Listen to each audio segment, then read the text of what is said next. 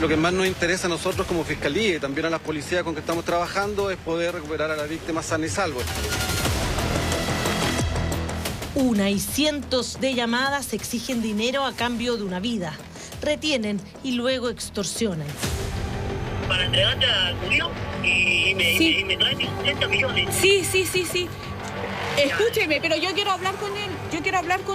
Yo quiero escucharlo. Se va dando la fuga. El secuestro de un empresario de Rancagua durante 35 horas marca un hito en nuestro panorama delictual. No hay hechos similares o semejantes en relación a este que está ocurriendo en la región. Pero delata una potente preocupación. Tuve 28 horas sentada negociando. El aumento de los secuestros extorsivos en Chile. Yo creo que son las peores 28 horas de mi vida. Y el temor de que ya no sea un delito que afecta y se ejecuta solo entre bandas extranjeras rivales. Veo que está llorando y me empieza a gritar, papá, me tienen secuestrado. Hoy le dicen al hijo que se despida. Y ahí fue un momento que me morí.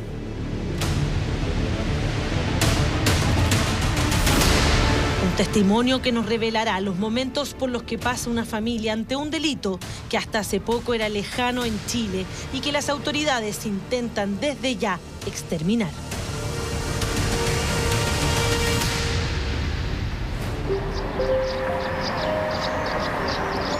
No tengo miedo ni siquiera de mostrar mi cara ni nada, porque sé que hoy día estamos más resguardados que nunca, porque la VIP nos sigue cuidando. Es un tema delicado y les ofrecemos todos los resguardos, pero prefieren relatar su historia así, de frente. Te lo juro, no tengo miedo. Hoy día no tengo miedo. Este matrimonio denuncia ser víctima de un delito que jamás imaginaron les tocaría vivir, menos en Chile. Nosotros estábamos acá en Santiago, fue un día lunes 16 de octubre, 20:40 en realidad de la noche. Me llega una videollamada del teléfono a mi hijo que siempre nos contactamos de esa forma. Me dice, papá, yo llorando. Entonces me quedo pegado viendo el teléfono y me dice, me tienen secuestrado. Y de repente veo que hay tres personas con máscara, como de calavera, y con 3 pistolas de mi hijo apuntándole directamente en la cabeza. El hijo de Juan habría sido citado por una conocida en una plaza de Illapel cuando otros 2 hombres, a quienes no identifica y mayores de edad, lo suben a un auto contra su voluntad. Desde un principio nos pidieron 150 millones. En ese intertanto, la abuela había recibido también una llamada extorsiva, una tía había recibido una llamada extorsiva que son de Illapel, y yo fui la tercera persona en la que llamaron, digamos, como haciéndome la llamada extorsiva. Les digo, oye, voy viajando a Illapel, espérenme, por favor, no le hagan nada a mi hijo, porque acá no tengo ninguna opción de plata, porque ellos me pedían plata y joya, no tengo ni plata, ni joya, ni nada, le dije. Cuando iba en el camino me pidieron una primera transferencia porque tenían hambre. Yo le hago una primera transferencia en dinero que era supuestamente para darle comida a mi hijo. Y no recibimos absolutamente ninguna llamada más. ¿Sobre 3 llamadas? ¿Hubo 3 llamadas? 3 llamadas y se desconectaron. Se va dando la fuga. 24 días después del secuestro del joven en Illapel surge otra denuncia, esta vez en Rancagua. Conmoción e impacto provocó lo ocurrido la tarde de este miércoles en una empresa de metales en Rancagua. El robo y posterior secuestro del dueño del recinto planteó interrogantes que tienen más dudas que certezas. Son cerca de la 1 de la tarde del 8 de noviembre de 2023. Los hombres que ingresan en este vehículo a la empresa ubicada en el sector de La Gonzalina amenazan a los trabajadores, les exigen sus pertenencias. Otra parte del grupo va directamente contra el dueño de la empresa. A la fuerza lo suben al vehículo y se fugan con él a un paradero desconocido. El delito de secuestro es un delito que no es ajeno a nuestro país. La frecuencia quizás, y la que estamos viviendo ahora, la frecuencia de casos que estamos viviendo ahora, eso es lo que llama mucho la atención. El GPS del celular del empresario permitió detener a 3 presuntos involucrados, todos extranjeros. En el mismo auto donde habían subido a la víctima, pero su paradero seguía siendo una incógnita. El hecho es sumamente grave, no hay hechos similares o semejantes en relación a este que está ocurriendo en la región.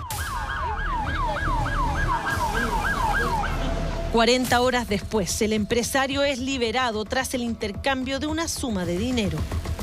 Fue un secuestro extorsivo en el cual se exigió un pago y este se realizó. No me referiré al monto ni nada más por protección, por protocolos propios de este tipo de naturaleza en las investigaciones, digamos. Tenemos además los autores materiales.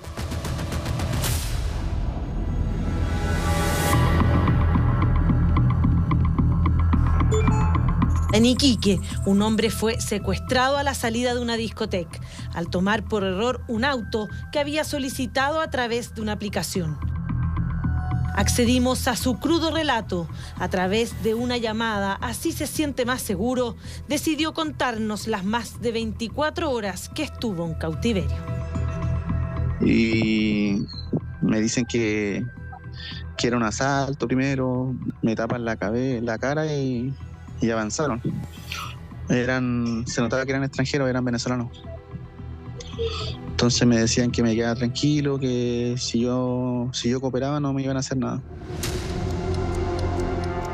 Me agarraron de la mano y me llevaron adentro de una casa, me empezaron a golpear, que sabían de mí, que sabían quién era yo, que era mi familia. Sabían que yo tenía dinero y que ellos querían 30 millones. Me decían, nosotros queremos 30 millones, si cooperas con nosotros no te va a pasar nada. Me mostraron videos de secuestros de que ellos mismos salían torturando a otras personas en otros lugares. Y me decían que si yo no cooperaba, eso es lo que me podía pasar a mí. Yo ya me había hecho como la mente que yo ya me iba a morir en ese lugar. Donde yo le decía, mira, yo no tengo la cantidad que ustedes me piden. ¿Hay alguna forma de que podamos bajar el precio? Es el mismo quien accede a pasarles dinero. Me desamarraron y me pusieron un paño en los ojos, me vendaron los ojos y me hicieron salir. Me subieron a un vehículo. La preocupación por este delito se funda en las estadísticas. Si en 2021 se registraron 492 denuncias de secuestro, el 2023 la cifra llegó a 850. El aumento es de 72% en 2 años. Lo que ha llamado la atención en los últimos 5 años, yo diría especialmente, es el aumento de aquel que se denomina como secuestro extorsivo. La variable que tiene que ver con el secuestro entre sujetos de bandas rivales, ¿cierto? Organizaciones rivales, como también el que hemos visto, digamos, de secuestro entre extranjeros, digamos. Para entregarte a Julio y me trae mis 80 millones. Sí. Escúcheme, pero yo quiero hablar con él. Yo quiero escucharlo. A ella que te estoy llamando, No, pero yo quiero escucharlo. La incidencia es muy fuerte respecto de aquellos que están en condición de irregular.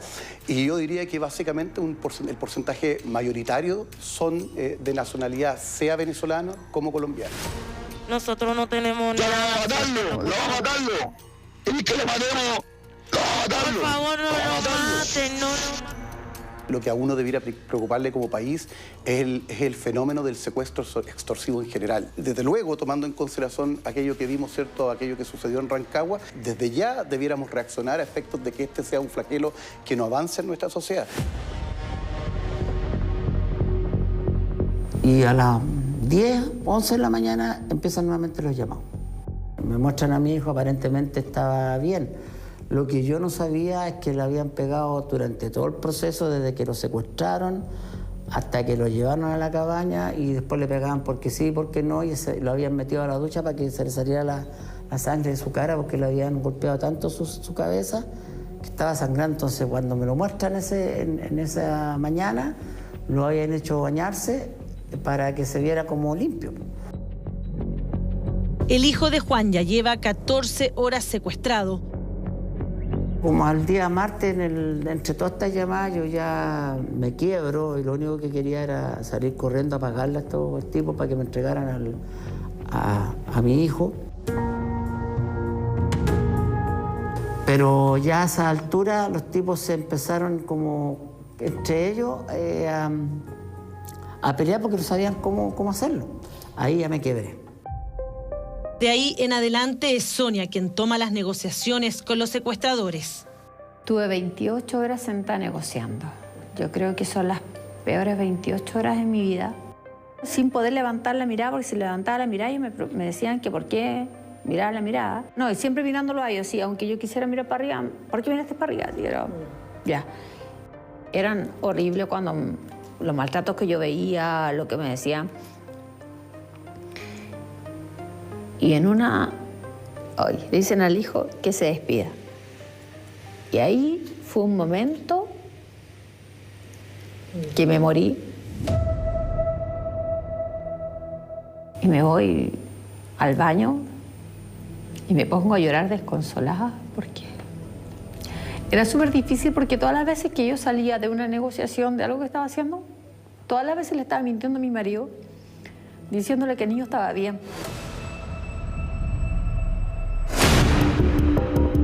En abril de 2023, el Congreso despachó una ley que aumenta las penas para el delito de secuestro según el tiempo de retención de la víctima, con lo que se busca incentivar su liberación. 5 a 15 años de cárcel a quien retenga a una persona para un rescate o cuando el secuestro se prolongue por más de 24 horas. En caso de que termine en homicidio, desde 20 a 40 años tras las rejas. Medidas con las que se pretende evitar que el secuestro se termine transformando en una industria delictiva.